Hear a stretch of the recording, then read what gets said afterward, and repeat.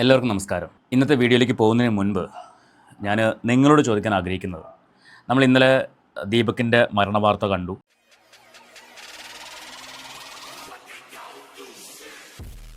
അറിയില്ല, ഇന്നലെ രാത്രി ഫുള്ള് മൈൻഡ് ഡിസ്റ്റർബ്ഡ് ആയിരുന്നു. ശരിക്കും എന്തിനയാൾ ഇത് ചെയ്തു എന്നുള്ള ചിന്തയായിരുന്നു. ഞാൻ എന്നെ അയാളുടെ സ്ഥാനത്ത് കണ്ടിട്ട് ആലോചിച്ച കാര്യം എന്ന് പറയുന്നത്, അയാൾക്ക് ഒരു ദിവസം ഒന്ന് വെയിറ്റ് ചെയ്യാൻ പാടില്ലേ. കാരണം അയാളുടെ സുഹൃത്തുക്കൾ പറയുന്നുണ്ട് നാളെ നമുക്ക് നേരിട്ട് കാണാം എന്ന് പറയുന്നു. ഇവർ തമ്മിൽ സംസാരിച്ചപ്പോൾ ഒരു സുഹൃത്ത് അങ്ങനെ പറഞ്ഞു എന്ന് പറയുന്നു. ഒരു ദിവസം കൂടി അയാൾക്കൊന്ന് വെയിറ്റ് ചെയ്യാൻ പാടില്ലായിരുന്നു എന്ന് ചിന്തിച്ചു. അടുത്ത ദിവസം പോലീസ് സ്റ്റേഷനിൽ പോയിട്ടൊരു കംപ്ലയിൻറ്റ് ഫയൽ ചെയ്യാം. ഇനി ധൈര്യമുണ്ടെങ്കിൽ സോഷ്യൽ മീഡിയയിൽ വന്നിട്ട് തന്നെ വ്യക്തമായിട്ട് പറയാം, നിങ്ങൾ ആ വീഡിയോയിൽ കണ്ടത് ഞാനാണ്, എന്നെയാണ്, എൻ്റെ സാഹചര്യം, ഞാൻ യാത്ര ചെയ്ത് വരികയായിരുന്നു, ആ സമയത്ത് ഞാനത് ശ്രദ്ധിക്കുന്നു പോലുമില്ല, എന്താണ് അവിടെ സംഭവിച്ചത്, അത് വളരെ വ്യക്തമായിട്ട് അയാൾക്ക് ആ വീഡിയോയിൽ പറയാമായിരുന്നു. ഇതൊന്നും ചെയ്യാതെ അച്ഛനും അമ്മയും മാത്രമുള്ളൊരു മകൻ, അവരുടെ കാര്യം പോലും ചിന്തിക്കാതെ എന്തിനീ കടുങ്കൈ ചെയ്തു എന്നുള്ള ചിന്തയായിരുന്നു എന്നെ അലട്ടിക്കൊണ്ടിരുന്നത്. പിന്നെ തോന്നിയൊരു കാര്യം, എല്ലാവർക്കും മനസ്സിന് ധൈര്യം ഉണ്ടാവണമെന്നില്ല. ഓരോരുത്തരും ഓരോ മാനസികാവസ്ഥയിൽ ചിന്തിക്കുന്ന ആൾക്കാരാണ്. ചില ആൾക്കാർ ധൈര്യപൂർവ്വം നേരിടും, ചില ആൾക്കാർ തകർന്നു പോവും. ആ തകർച്ചയിൽ നിന്നാണ് അവർക്ക് ഈ പറയുന്ന ആത്മഹത്യ എന്ന് പറയുന്ന ആ ഒരു ടെൻഡൻസിയിലേക്ക് അവരെ എത്തിക്കുന്നത്. പക്ഷേ ഇന്ന് മലയാളികൾ എവിടെയൊക്കെ ഉണ്ടോ അതിലൊരു 90% മലയാളികളും അയാളുടെ മരണത്തിൽ വിഷമിക്കുന്നുണ്ടെങ്കിൽ ആ മരണത്തിൽ സന്തോഷിക്കുന്ന കുറച്ച് ആൾക്കാരുമുണ്ട്. അതിലൊരു സോ കോൾഡ് ഫെമിനിസ്റ്റിനെ കണ്ടു. അവരുടെ ഒരു പോസ്റ്റാണ് ഞാനിപ്പോൾ ഈ വീഡിയോ ചെയ്യാനുള്ള കാരണം. ഞാൻ ആ പോസ്റ്റ് ഒന്ന് വായിക്കാം. സ്വന്തം അച്ഛനെ പോലും തള്ളി പറയുന്ന, പബ്ലിക്കിൽ അച്ഛനെക്കുറിച്ച് അപവാദം പറഞ്ഞു കേട്ട ഒരു സോ കോൾഡ് ഫെമിനിസ്റ്റ്. നിങ്ങൾ കണ്ടിട്ടുണ്ടാവും അവരുടെ വീഡിയോ. ഞാൻ ആ പോസ്റ്റ് ഒന്ന് വായിക്കാം. ഇനി ആ നിരപരാധിയായ സ്ത്രീയെ ഇവിടുത്തെ ആൾക്കാരെല്ലാം ചേർന്ന് സൈബർ അറ്റാക്ക് ചെയ്യും. ആ പെണ്ണ് വല്ലതും ചെയ്താൽ നിങ്ങൾ ഉത്തരവാദിത്വം ഏറ്റെടുക്കുമോ? ആ പെണ്ണിനെ എത്ര മോശമായിട്ടാണ് അറ്റാക്ക് ചെയ്യുന്നത്. നാണമില്ലേ ഇവിടെയുള്ള ആൾക്കാർക്ക്? ഷെയിം. ആ പെൺകുട്ടിയുടെ കൂടെയുള്ള ആളുകൾ മാക്സിമം സപ്പോർട്ട് കൊടുക്കുക. ആരുടെയെങ്കിലും കയ്യിൽ ആ പെൺകുട്ടിയുടെ കോൺടാക്റ്റ് ഉണ്ടെങ്കിൽ എനിക്ക് അയയ്ക്കുക. എനിക്ക് വിളിച്ച് സപ്പോർട്ട് ചെയ്യാനാണ്. ദയവ് ചെയ്ത് ആ പെൺകുട്ടിയെ ഉപദ്രവിക്കാതിരിക്കുക. ഇത് എഴുതിയിരിക്കുന്നത് ശ്രീലക്ഷ്മി അറയ്ക്കൽ എന്ന് പറയുന്ന സോ കോൾഡ് ഫെമിനിസ്റ്റാണ്. ഇത് ഇവരുടെ ഇൻസ്റ്റഗ്രാം സ്റ്റോറിയായിരുന്നു. ആ നിരപരാധിയായ സ്ത്രീയെ ഇവിടുത്തെ ആൾക്കാരെല്ലാം ചേർന്ന് സൈബർ അറ്റാക്ക് ചെയ്യും. നിരപരാധിയായ സ്ത്രീ, ഒരു ചെറുപ്പക്കാരൻ ബസ്സിൽ കയറുന്നു, തിരക്കുള്ള ബസ്സാണ്, അതും മലബാർ ഭാഗത്തുള്ള ബസ്. ഞാൻ ഇന്നലത്തെ വീഡിയോയിലും പറഞ്ഞിട്ടുണ്ടായിരുന്നു, മലബാർ ഭാഗത്തുള്ള ബസ് യാത്ര എന്ന് പറയുന്നത് ഭയങ്കര ബുദ്ധിമുട്ടാണ്. കാര്യം വളവും തിരിവുള്ള റോഡ്, ഡ്രൈവർമാരാണെങ്കിൽ അവർക്ക് തോന്നുന്ന പോലെയാണ് വണ്ടി ഓടിക്കുന്നത്. അപ്പോൾ പിടിച്ചാൽ പോലും ആ ബസ്സിനകത്ത് നിൽക്കാൻ പറ്റാത്ത അവസ്ഥയായിരിക്കും. ആ സിറ്റുവേഷനിൽ അയാളുടെ കയ്യിലൊരു ബാഗുണ്ട്, അടുത്ത കൈ ആ കമ്പിയിൽ പിടിച്ചിരിക്കുന്നു. ഈ പെൺകുട്ടി സെൽഫി വീഡിയോ എടുക്കുന്നു. ആദ്യമൊക്കെ നേരെ നിന്നെടുത്തിട്ട് അയാൾ ഇറങ്ങാറായി. ആ സെൽഫിക്കകത്ത് തന്നെ ബെല്ലടിക്കുന്ന സൗണ്ട് കേൾക്കുന്നുണ്ട്. സ്റ്റോപ്പ് എത്തി അയാൾ ഇറങ്ങാൻ പോകുന്ന സമയത്ത് അയാളോട് ചേർന്ന് നിന്നിട്ട്, തിരിഞ്ഞു നിൽക്കാമായിരുന്ന അവൾ അയാളോട് ചേർന്ന് നിന്നിട്ട് ആ വീഡിയോയിൽ അയാളെ കിട്ടാൻ വേണ്ടി മാത്രമായിട്ട് വീഡിയോ ഷൂട്ട് ചെയ്യുന്നു. അവളുടെ മുഖത്തുള്ളത് ചിരിയായിരുന്നു. ഇങ്ങനെ ക്രിമിനൽ മൈൻഡോട് കൂടി ആ വീഡിയോ ഷൂട്ട് ചെയ്തവൾ നിരപരാധി അല്ലേ? ആ വീഡിയോയിൽ പെട്ട അയാൾ അപരാധി അല്ലേ? ശ്രീലക്ഷ്മി അറയ്ക്കൽ എന്ന ഫെമിനിസ്റ്റിയുടെ വാദമാണ്. ഞാൻ പറഞ്ഞല്ലോ, പബ്ലിക്കിൻ്റെ മുന്നിൽ സ്വന്തം അപ്പനെ തള്ളിപ്പറഞ്ഞ മോൾക്ക് ഇതിൽ പരം മാന്യത പ്രതീക്ഷിക്കുന്നില്ല.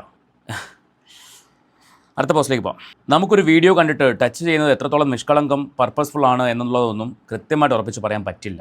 കാരണം അറിയാതെ ടച്ച് ചെയ്യുന്നതാണ് എന്ന് തോന്നിപ്പിക്കുന്ന രീതിയിൽ അറിഞ്ഞുകൊണ്ട് ടച്ച് ചെയ്യുന്നതിൽ വൈദഗ്ധ്യമുള്ളവരാണ് വഷളന്മാരായിട്ടുള്ള പുരുഷന്മാർ. ബസ്സിലും ട്രെയിനിലുമൊക്കെ ചെയ്യുമ്പോൾ അവർക്കറിയാമല്ലോ ചുറ്റുവട്ടത്തിൽ ആളുകൾ വേറെ നിൽക്കുന്നുണ്ടെന്ന്. കാണുന്നവർക്കൊരിക്കലും മനസ്സിലാകാത്ത രൂപത്തിൽ ചെയ്യാൻ അവർക്കറിയാം. അനുഭവിച്ച സ്ത്രീക്ക് കൃത്യമായിട്ട് മനസ്സിലാവും. ഹേ സ്ത്രീയെ, നിങ്ങൾ കണ്ടില്ല ആ വീഡിയോ? നിങ്ങളുടെ കണ്ണിൽ തിമിരമായിരുന്നോ? ഫെമിനിസം എന്ന് പറയുന്ന തിമിരമല്ലേ? അത് ബാധിച്ച കണ്ണുകൊണ്ട് നോക്കിയോണ്ടാണ് നിങ്ങൾക്ക് അയാൾ ചെയ്തത് വഷളത്തരമാണെന്ന് കണ്ടത്. അയാൾ എന്താ ചെയ്തത് അവിടെ? അയാൾ ആ വീഡിയോ ക്യാമറയിൽ ഒന്ന് നോക്കുക പോലും ചെയ്തിട്ടില്ല. ഇത് ഷൂട്ട് ചെയ്ത പെണ്ണ് പറയുന്നുണ്ട്, ആ വീഡിയോ ഷൂട്ട് ചെയ്തതിനൊപ്പം തന്നെ അവൾ അയാളോട് ചോദിച്ചു എന്ന് പറയുന്നു, താൻ എന്താ കാണിക്കുന്നതെന്ന് ചോദിച്ചു എന്ന് പറയുന്നു. അയാൾ സ്പീഡിൽ ഇറങ്ങി നടന്നു എന്ന് പറയുന്നു. ഇതൊന്നും ആ വീഡിയോയ്ക്കകത്തില്ല. എന്തേ? ബാറ്ററി തീർന്നു പോയോ? ക്യാമറ വർക്കാവുന്നില്ലേ? എന്തുകൊണ്ട് അത് ഷൂട്ട് ചെയ്യാൻ പറ്റിയില്ല? ഇത്രയും ചെയ്തവൾക്ക് അതെന്താ ഷൂട്ട് ചെയ്യാൻ പറ്റാത്തത്? തോന്നിവാസം പറയുമ്പോൾ ആലോചിച്ചും കണ്ടും പറയുക. മനസ്സിലായോ? അടുത്ത പോസ്റ്റ്. അമ്മയോടും അച്ഛനോടും പറഞ്ഞിട്ടല്ല ഇവിടുത്തെ ബസ്സിൽ മുട്ടാൻ വരുന്ന ആണുങ്ങൾ മുട്ടാൻ വരുന്നത്. മിക്ക അമ്മയ്ക്കും അച്ഛനും അവരുടെ മക്കൾ തെറ്റ് ചെയ്യാത്ത നല്ലവരായിരിക്കും. അതുകൊണ്ട് ആരും അവരുടെ വീഡിയോ ഒന്നും എൻ്റെ ഇൻബോക്സിൽ കൊണ്ടിടണ്ട. പെണ്ണുങ്ങളെ കയറി പിടിക്കുന്നവന്മാർ കുടുംബം നോക്കുന്നവരും നാട്ടുകാരുടെ മുന്നിൽ സൽപുത്രനുമായിരിക്കും. കുട്ടികളെ ഉപദ്രവിക്കുന്ന ആൾക്കാരെയൊക്കെ എടുത്തു നോക്കിയാൽ കുടുംബത്തിലും സമൂഹത്തിലും മാന്യന്മാരായിരിക്കും. അതുകൊണ്ട് ആത്മഹത്യ ഒരാളെയും വിശുദ്ധനാക്കുന്നില്ല. വീഡിയോയിൽ കൃത്യമായി ഷോൾഡർ ഉപയോഗിച്ച് തട്ടുന്നത് വ്യക്തമാണ്. ആ പെൺകുട്ടിക്ക് ധൈര്യമുണ്ടെങ്കിൽ, ചങ്കൂറ്റുണ്ടെങ്കിൽ അവൾ ആ വീഡിയോയുടെ ഫുൾ വേർഷൻ ഇടണം. ആ സ്ലോ മോഷൻ കൊടുക്കാതെ. അയാളുടെ ബാഗ് ഒന്ന് നേരെ പിടിക്കാൻ നോക്കുമ്പോൾ ഇവൾ അടുത്തോട്ട് കയറി ചേർന്ന് നിന്നിട്ട് സ്വാഭാവികമായിട്ടും തിരക്കുള്ള ബസ്സിൽ ബാഗ് ഇങ്ങനെ കയ്യിലേക്ക് എടുക്കുമ്പോൾ ഇവിടെ നിൽക്കുന്ന ആൾക്ക് ചിലപ്പോൾ തട്ടുകൊള്ളാം, അല്ലെങ്കിൽ പിന്നെ അവളൊക്കെ വേറെ വണ്ടി പിടിച്ച് പോകണം, അല്ലെങ്കിൽ കാർ എടുത്ത് പോകണം. ഇതിനൊക്കെ ന്യായീകരിക്കുന്ന ഇവളുടെയൊക്കെ മനസ്സേ. ഞാൻ എല്ലാ ആണുങ്ങളും പുണ്യാളന്മാരാണെന്നൊന്നും പറയുന്നില്ല, ഞരമ്പന്മാരുണ്ട്. പക്ഷേ ഈ കേസിൽ അയാൾ തെറ്റ് ചെയ്തിട്ടില്ല എന്ന് 100% ഉറപ്പാണ്. ആ വീഡിയോ പ്രകാരമാണ് പറയുന്നതെങ്കിൽ ആ വീഡിയോയ്ക്കകത്ത് അയാൾ 1% പോലും തെറ്റ് ചെയ്യുന്നതായിട്ട് എനിക്ക് തോന്നുന്നില്ല. ഇത് കണ്ട് തലയിൽ ആളുതാമസമുള്ള ഒരാൾക്കും തോന്നുന്നുണ്ടാവില്ല. അതുകൊണ്ടാണ് അയാൾക്ക് വേണ്ടി ഇത്രയും മുറവിളി കൂടുന്നത്. അയാൾ ആത്മഹത്യ ചെയ്തുകൊണ്ടല്ല ആൾക്കാർ അയാൾക്ക് സപ്പോർട്ട് ചെയ്യുന്നത്. ആ വീഡിയോ കണ്ടപ്പോൾ തന്നെ എല്ലാവരും പറയുന്നുണ്ടായിരുന്നു അത് ഫേക്ക് വീഡിയോ ആണ്, റീച്ചിന് വേണ്ടിയുള്ള വീഡിയോ ആണ്. കാരണം അയാൾ അതിനകത്തൊന്നും ചെയ്യുന്നില്ല. അയാൾ ബെല്ലടിച്ചു, ബസ് നിർത്താൻ പോകുന്നു, അയാൾ ഇറങ്ങാൻ പോകുന്നു. അന്നേരം ഇവൾ കുറച്ചുകൂടെ അയാളുടെ അടുത്തേക്ക് നീങ്ങി നിൽക്കുകയാണ്. നിങ്ങളൊന്ന് ആലോചിച്ച് നോക്കി അവളുടെ മാനസികാവസ്ഥ എത്രമാത്രം ക്രിമിനൽ മൈൻഡാണെന്ന്. എന്നിട്ട് അവിടെ കൊണ്ട് അവൾ അവസാനിപ്പിക്കുന്നില്ല. അതിൻ്റെ അടുത്ത ദിവസം വന്ന് അവൾ അതിൻ്റെ എക്സ്പ്ലനേഷൻ വരുന്നു, അയാൾക്ക് സൈക്കിക് ഡിസോർഡർ ആണെന്ന്. സെക്ഷൽ എന്തോ ഒരു വാക്ക് പറയുന്നോള് ആ വീഡിയോയ്ക്കകത്ത്. അവളൊരു സൈക്കോളജിക്കൽ കൗൺസിലറും കൂടിയാണെന്ന് ചിന്തിക്കണം. എന്നിട്ട് അവൾ ഈ തോന്നിവാസം കാണിച്ചത്. അത് കഴിഞ്ഞിട്ട് മീഡിയക്കാർ അവളെ വിളിച്ചപ്പോൾ അവൾ പറഞ്ഞ ഡയലോഗ് കേൾക്കണം. ഫ്രണ്ടിൽ നിന്ന പെൺകുട്ടിയോട് അയാൾ മോശമായിട്ട് ബിഹേവ് ചെയ്യുന്നു, ആ പെൺകുട്ടിയുടെ മുഖഭാവം കണ്ടപ്പോൾ തോന്നിയെന്ന്. ആ പെൺകുട്ടി പ്രതികരിച്ചിട്ടില്ല, ആ പെൺകുട്ടി അവിടെ നിന്ന് മാറി നിന്നിട്ടില്ല, നിൽക്കുന്നതായിട്ടൊന്നും കാണിക്കുന്നില്ല. ഇതൊന്നും സംഭവിച്ചിട്ടില്ല. ആ വീഡിയോയ്ക്കകത്ത് ഇതൊന്നും കാണിക്കുന്നില്ല. ഇനി ഇവൾ കാണിച്ച വീഡിയോയിൽ ഇവൾ പറയുന്ന പ്രകാരം ഒന്നും സംഭവിച്ചിട്ടില്ല. വീഡിയോ ഷൂട്ട് ചെയ്തതിന് ശേഷമാണെങ്കിൽ പോലും ഇവൾ അയാളോട് ചോദിക്കുന്നുണ്ടാവുമല്ലോ, ചോദിച്ചു എന്ന് പറയുന്നു, നിങ്ങൾ എന്തായി കാണിക്കുന്നത്, എന്തുകൊണ്ട് അത് ഷൂട്ട് ചെയ്യാൻ ഇവൾക്ക് പറ്റിയില്ല? അതിന് മുന്നേ ഉള്ളത് ഷൂട്ട് ചെയ്തു, 2 ക്ലിപ്പായിട്ട് ഷൂട്ട് ചെയ്തു, 2 ചെറിയ ക്ലിപ്പുകൾ, അത് മാത്രമേ പറ്റുള്ളൂ. ഇത്രയും ചെയ്തവൾ എന്തുകൊണ്ട് അത് ചെയ്തില്ല? ഞാൻ വീണ്ടും അതാ ചോദിക്കുന്നത്. ആ അച്ഛൻ്റെ അമ്മയുടെയും കണ്ണുനീര്, അവരുടെ നിലവിളി ഒന്ന് കേൾക്കണം. മനസാക്ഷിയുള്ള ഒരാൾക്കും സഹിക്കാൻ പറ്റില്ല. അപ്പോഴാണ് ഇമാതിരി തോന്നിയവാസ പോസ്റ്റുമായിട്ട് ഓരോരുത്തർമാർ ഇറങ്ങുന്നത്. സ്ത്രീകൾക്ക് ഞങ്ങൾ എതിരല്ല, അതാദ്യം നിങ്ങൾ മനസ്സിലാക്കൂ. കുറേ ഞരമ്പന്മാരുണ്ടെന്ന് വെച്ചിട്ട് പാവങ്ങളല്ല അതിന് ക്രൂശിക്കേണ്ടത്. ഒരു കുറ്റബോധവും ഇല്ലാണ്ടാണ് നമ്മൾ സംസാരിക്കുന്നത്, ഒരു കുറ്റബോധം ഇല്ലാതെ. അയ്യോ സോ സാഡ്, ഞാൻ അയാൾ ആത്മഹത്യ ചെയ്യുന്നു പ്രതീക്ഷിച്ചില്ല. ഇല്ല, നിനക്കൊക്കെ വലിച്ചിടാൻ വേണ്ടി വന്ന് നിന്ന് തരും. കംപ്ലയിൻറ്റ് കൊടുത്തിട്ടില്ല, പോലീസ് സ്റ്റേഷനിൽ പോയിട്ടില്ല, ഇതൊന്നും ചെയ്തിട്ടില്ല. സോഷ്യൽ മീഡിയയിൽ ആ വീഡിയോ ഇട്ടു. എന്നിട്ട് അടുത്ത ദിവസം വന്ന് പറയുവാണ് അയാളുടെ കുടുംബക്കാരും അയാളുടെ ബന്ധുക്കളും അയാളുടെ സുഹൃത്തുക്കളും അറിയാൻ വേണ്ടി തന്നെ ഇട്ടതാണ്, എങ്കിൽ മാത്രമേ അയാൾ മാറുള്ളൂ. എന്നിട്ട് ഇപ്പോൾ അവളെ ആൾക്കാർ വലിച്ചു കയറി തുടങ്ങിയപ്പോൾ ആ പോസ്റ്റ് അവൾ റിമൂവ് ചെയ്തു. എന്നിട്ട് അക്കൗണ്ട് പ്രൈവറ്റ് ആക്കി. എന്തിനു വേണ്ടി? എനിക്ക് വീണ്ടും അവളുടെ അക്കൗണ്ടിൽ പോയി ഫോളോ ചെയ്ത മക്കളോടാണ് പുച്ഛം. ഈ പോസ്റ്റ് വരുന്ന സമയത്ത് അവളുടെ അക്കൗണ്ട് ഏകദേശം 9,000 സംതിങ് ആയിരുന്നു. ഇപ്പോൾ അവളുടെ അക്കൗണ്ട് 11,000 ആയിട്ടുണ്ട്.